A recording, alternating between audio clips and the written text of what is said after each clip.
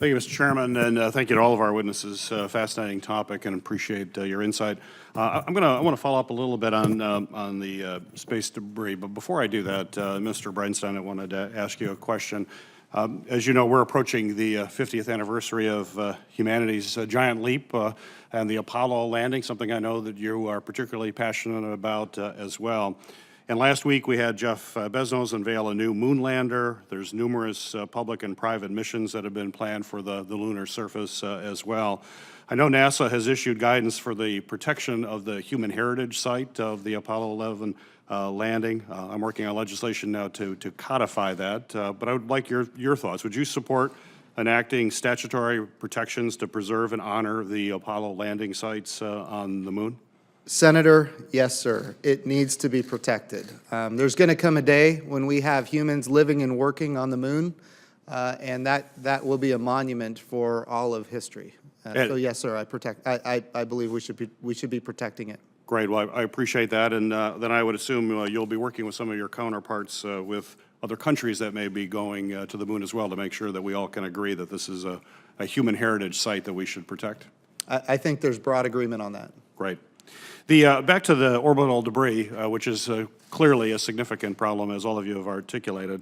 I'd like to hear the panel's thoughts on the Kessler effect, which I believe it's a scenario where space junk crashes into satellites and then it creates even more debris, and then there's basically a ever continuing chain reaction that eventually spins out of control. Some think we may be in a slow motion effect like that right now. Are you aware of or have any accurate estimates of the probability of this kind of chain reaction, and what are the estimates of it? Have any of you done any work in that area? Because we may already be down that path right now, but as you mentioned, Mr. Renstein, this is going to accelerate. It'll likely be an exponential acceleration, and with this kind of effect, be very difficult to control. Senator, I'd just like to comment. I think the technical issues that Administrator Bridenstine brought up about objects less than 10 centimeters really, really important. DARPA did a study called Catcher's Mitt, which said that the other thing that could be done is that there are some few dozen very large objects. They're actually upper stages that have been left in orbit. And they are the most massive objects. And so they have the greatest potential to create a huge amount of debris. So there are policy issues that we have not discussed around third-party liability. The key one being if you go to grab a hold of a piece of debris and, oops, something doesn't go well, more debris is generated. Right. There's a liability issue associated with that. One of the opportunities I think that the U.S. has to show leadership on this topic is to accept that the U.S. has liability under the Outer Space Treaty and go and clean up our upper stages, or at least a handful of them. It would have a huge impact on preventing something like the Kessler syndrome. The other comment that I would make about the Kessler syndrome is our Earth is astounding in its ability to heal itself. And eventually, if we follow debris mitigation standards, eventually objects in low Earth orbit will get flushed in and re-enter and burn up in the atmosphere, we think. And so there's the potential, if we are mitigating, if we clean up the worst and the largest objects, that there's hope that the Kessler syndrome won't come to pass. Right. Thank you. Mr. Bridenstine. Sir, I would say the Kessler syndrome is something we think about. It's something that we need to prevent from happening.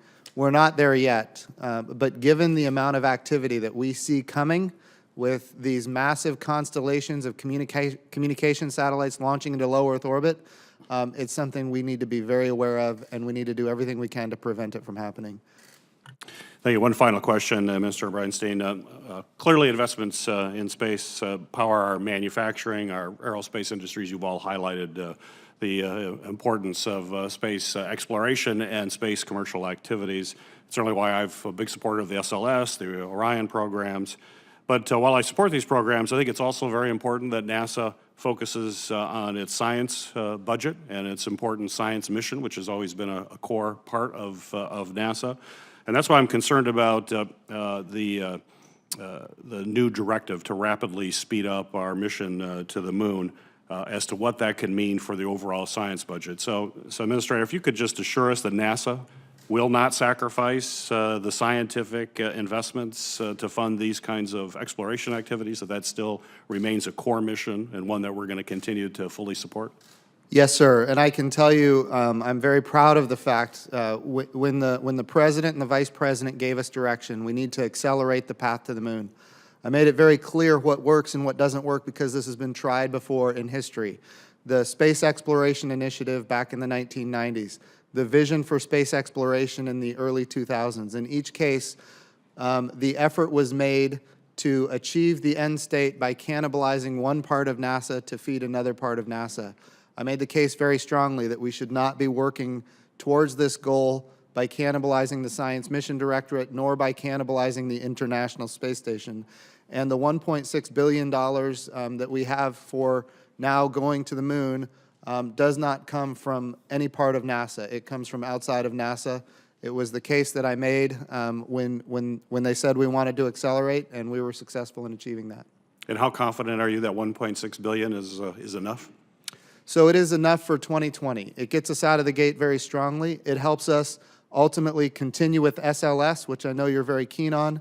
It is also a necessary piece to getting a lander. So we are currently building Gateway, which is in orbit around the moon, which will be in orbit around the moon. We need to aggregate at the Gateway a landing system, and this $1.6 billion, the majority of it goes towards procuring that landing system. A lot of that money was to be spent in 25, 26, 27, and 28.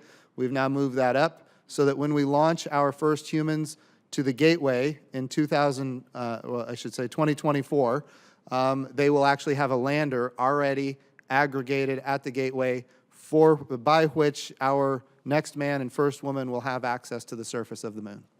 Thank you. Appreciate it. Yes, sir. Thank you, Mr. Chairman.